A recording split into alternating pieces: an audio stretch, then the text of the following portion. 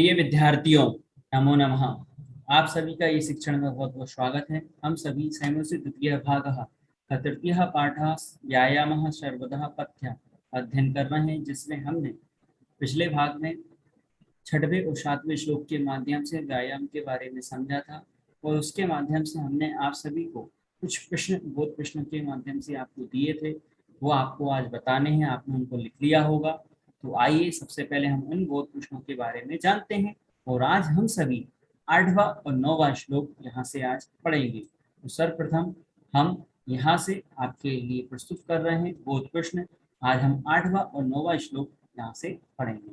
तो पहला प्रश्न इस प्रकार से था बोध प्रश्नों में, कस्य समीपे व्याधः भया न उपसर्पयन्ति, किसके पास व्याधि नहीं आती, पदाभ्याम उत्वर्ती तस्य, अर्थात जो दो पैर ऊपर करके व्यायाम करता है उसके पास व्यायाम अर्थात व्याधि रोग नहीं जाते हैं। दूसरा प्रश्न था उर्गः कम न उपसर्पयन्ति, उर्ग जो सर्प है वो किसके पास नहीं जाते, वेन तेयम अर्थात गरुण पक्षी के पास नहीं भटकते हैं। व्यायामः कैः हीनमपि सुदर्शनम करोति, इसका पूर्ण वाक्य में लिखना था, व्यायामः वयो रूप गुणै हीनमपि सुदर्शनम करोति, वह रूप और गुण से भी हीन होकर के भी हीन को भी क्या कर देता है, वो सुंदर बना देता है। चौथा प्रश्न किस प्रकार से था, गरुण इति पदस्य पर्याय पदम पद्यांशात् चित्वा लिखा। तो इसमें आपको चित पद्यांश में चित करके लिखना था, तो इसका क्या था, वेनतेयम, क्या उत्तर था, वेनतेयम। पांचवा किस प्रकार से इसका है, व्यादाया इति प्रतिपदस्य क्रियापदेंश अन्वितिम कुरत, व्यादाः उपसर्पयन्ति, इसका क्रियापद इस प्रकार से हो जाएगा उपसर्पयन्ति। अब जो सातवें श्लोक के माध्यम से आपको प्रश्न दिए थे चार, उनका पहला प्रश्न इस प्रकार से, कस्य विरुद्धम भोजनम अपि निर्दोषम परिपच्यते। ठीक है, तो इसका पहला प्रश्न क्या है, नित्यम व्यायामः कुर्वतः जनस्य विरुद्धम भोजनम अपि निर्दोषम परिपच्यते, कि जो अपचा भोजन भी पचा लेता है भोजन के कारण से, किसके कारण से, व्यायाम के कारण से। व्यायामः कुर्वतः जनस्य कीदृशम भोजनम निर्दोषम परिपच्यते, व्यायाम करते हुए लोग कैसे भोजन को निर्दोष पचाते हैं। व्यायाम करते हुए लोग वृद्धम विदग्धम अविदग्धम च भोजनम निर्दोषम परिपच्यते, पचा पका हुआ अचपचा हुआ दोनों प्रकार का भोजन वो पचा लेते हैं। तीसरा प्रश्न किस प्रकार से था, सदोषम इति पदस्य का विपरीतार्थक शब्द क्या होगा, निर्दोषम। सदोष मतलब दोष है, निर्दोष मतलब दोष रहित। भोजनम इति पदस्य विशेषण पद क्या है, वृद्धम विदग्धम अविदग्धम, ये भोजन के विशेषण पद कहलाएंगे।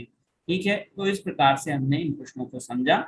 आपने भी अपनी उत्तर पुस्तिका में इनको लिख लिया होगा अच्छे से, जिन्होंने नहीं लिखा है वो लिख लीजिए। आज हम चलते हैं 8वें और 9वें श्लोक की ओर, तो आप सभी तैयार हो जाइए। 8वां और 9वां श्लोक आज हम यहाँ से पढ़ने जा रहे हैं। तो पहला 8वां श्लोक है, उसके शब्दों को यहाँ से आप समझ लीजिए अच्छे से। 8 श्लोकों में से जो 8वां श्लोक है, व्यायाम ही सदा पथ्यः बलिनाम स्निग्ध भोजिनाम साचा सीते वसंते च तेषां पथ्यतमा स्मृता। इस प्रकार से ये शब्द हैं। अब इनका हम गायन करते हैं, किस प्रकार से इसको बोलना है। अनुष्टुप छंदे भी पथ्या पर रुकेंगे और नीचे चा पर, तो इस प्रकार से इसको उच्चारण करेंगे। तो सबसे पहले हम इसको उच्चारण करते हैं, बोलिए मेरे साथ, व्यायामो ही सदा पथ्यो बलिनाम स्निग्ध भोजिनाम साचा सीते वसंते चा तेषां पथ्यतमा स्मृता। इस प्रकार से इसका वाचन आपको करना है। इसके शब्दार्थों की ओर जानते हैं। शब्द में सबसे पहले पथ्य अर्थात अनुकूल कहना, ये कल्याणकारी भी इसको कह सकते हैं। बलिना अर्थात बलशाली, बलशालियों का। स्निग्ध भोजना मतलब तेली, स्निग्ध मतलब तेली, भोजिना अर्थात तेले भोजन करने वालों का। पथ्यतमा अर्थात अनुकूल होता है ज्यादा, और स्मृता अर्थात उनकी बुद्धि समझ ज्यादा आती है उनके अंदर। अब इसके अन्वयार्थ को यहाँ से देखते हैं, बिल्कुल सरल अन्वय किया गया है। सबसे पहले बलिनाम स्निग्ध भोजिनाम ही व्यायामः सदा पथ्या भवति श व्यायामः च सीते वसंते च तेषां पथ्यतमः स्मृता। इस प्रकार से इसका अन्वय आप सभी को करना है। तो सबसे पहले इसका अर्थ हम जानते हैं, फिर इसके भावार्थ को पढ़ेंगे। बलिनाम अर्थात बलशालियों को क्या होता है, स्निग्ध भोजन अर्थात तेल पदार्थों को निश्चित ही मतलब निश्चित ही व्यायाम करने वाले के लिए सदा मतलब हमेशा कैसा होता है, वो कल्याणकारी होता है, अर्थात पचाने वाला होता है। शा व्यायाम, और जो व्यायाम करता है वह शीते अर्थात सर्दियों में तथा वसंत ऋतु में, इन दोनों ऋतुओं में क्या ऐसा होता है, पथ्यतमा स्मृता अर्थात सबसे कल्याणकारी स्मृता अर्थात कहा गया है। तो इस प्रकार से हमने इसका अर्थ जाना। अब इसके भावार्थ को जानते हैं। आचार्येण वर्णित मत्र यत् एवल्वन्तः जनाः स्निग्धं भोजनं कुर्वन्ति तेषां कृते व्यायामः अत्यन्तं हितकरः भवति। आचार्य के द्वारा वर्णित ये जो बलवंत लोग हैं, बलशाली लोग हैं, वह कैसे भोजन को करते हैं, स्निग्ध भोजन को। हम सभी प्रतिदिन अपने घर में कैसे भोजन को करते हैं, स्निग्ध भोजन करते हैं, तेल के पदार्थ खाते हैं। पर अगर हम व्यायाम नहीं करते हैं तो हमें परेशानी हो सकती है। जो व्यायाम करता है प्रतिदिन, वो बलशाली लोग स्निग्ध भोजन करते हैं, उनके लिए व्यायाम अत्यंत हितकारी होता है। और यदि आप भोजन नहीं करेंगे हितकारी, तो आपको कहीं ना कहीं समस्या आएगी। अतः व्यायाम करने ने तही भुक्तम गरिष्ठम अपि भोजनम जीर्यते, इसलिए व्यायाम करने से उनके द्वारा भुक्त गरिष्ठम अर्थात गरिष्ठ भोजन किया हुआ भी भोजन कैसा हो जाता है, जीर्यते अर्थात पच जाता है। शीत काले वसंत काले चाकृतः व्यायाम इतोपि लाभप्रदः भवति। शीत काल में और वसंत काल में व्यायाम सबसे ज्यादा लाभप्रद होता है, ये भी हमको जानना चाहिए। अतः अस्माभिः सर्वैः प्रतिदिनं व्यायामः करणीयः इति, इसलिए कवि यहाँ कह रहे हैं हमसे आचार्य सुश्रुत कि हम सभी के द्वारा प्रतिदिन व्यायाम करना चाहिए, जिससे हमें किसी भी प्रकार का रोग हमारे जीवन में नहीं आए। तो चलिए इसके हम विशेष अर्थ में जानते हैं। तो सबसे पहले विशेष अर्थ है पथ्यतमा, अर्थात पथ्य प्लस तमज, इसमें तमज प्रत्यय है, ठीक है, तमप है, पा लिख लीजिए, तमप प्रत्यय है। स्मृता है, स्मृति धातु उत्कृत प्रत्यय होता है। तो इस प्रकार से इसके विशेष अर्थ को जाना। अब हम चलते हैं अगले श्लोक की ओर। अगला श्लोक है 9वां श्लोक। इसके पहले शब्दों को हम जानेंगे। सर्वेषु ऋतुषु अहरहा, अहरहा का क्या अर्थ होता है, हर रोज, अहररजा दिन रात प्रतिदिन। कुंभीरात्म हितै सिभि बलस्यार्धेन कर्तव्यः व्यायामः हनन्ति अनंति अतः अन्यथा। इस प्रकार से इसका उच्चारण हमें करना आना चाहिए शब्दों का। अब इसमें से हम सबसे पहले किसको, उसका उच्चारण ह्रस्वरवाचन करते हैं। मेरे साथ दोहराइए। सर्वेश्वरी तुष्वर हरया कुंभिरात्मे हितेशिभि वलस्यार्धेन कर्तव्यो व्यायामो हन्तोन्यथा। इस प्रकार से इसका उच्चारण आप सभी को करना है। एक बार फिर से बोल लेते हैं। सर्वेश्वरी तुष्यहरयः कुंभिरात्मे हितैषिभिः वलस्यार्धेन कर्तव्यो व्यायामो हन्त्यन्यथा। अब इसके हम यहाँ से शब्दों के अर्थ को जानते हैं। शब्दों के अर्थ को विशेष रूप से अच्छे से सुने। सर्वेषु अर्थात सकलेषु, सभी में। ऋतुषु अर्थात 6 ऋतुओं में, 6 प्रकार की जो ऋतु होती है ना, वसंत, हेमंत, शिशिर, शीत, शिशिर, ठीक है, शीत, उष्ण, ये सभी ऋतुओं में। अहरहा अर्थात प्रतिदिन, रोजाना। कुंभी अर्थात पुरुषों को, पुरुषों के लिए देखो एक पर्यायवाची शब्द आया मानवों द्वारा। आत्महितेशी भी आत्महितकारी है, स्वयं के कल्याणकारियों के द्वारा। बलस्यार्धेन अर्थात बल से अर्धेन, आधे बल से। कर्तव्य अर्थात करना चाहिए। हंति अर्थात मरति, मरता। हन धातु है, जिसके हमने दूसरे पार्ट में इसके योग्यता विस्तार में हमने हन धातु के रूप देखे थे। तो चलिए अब इसके हम अन्वयार्थ की ओर बढ़ते हैं। तो सबसे पहले अन्वयार्थ को ध्यान से देखिए। आत्महितेशी भी कुंभिः सर्वेषु ऋतुषु अहरः वलस्य अर्धेन व्यायामः कर्तव्य अतः अन्यथा हन्ति। अब इसके अर्थ को हम यहाँ से समझते हैं। आत्महितेशी भी, आत्म कल्याण चाहने वाले के द्वारा। कुंभी अर्थात कौन चाहते हैं, पुरुषों के द्वारा।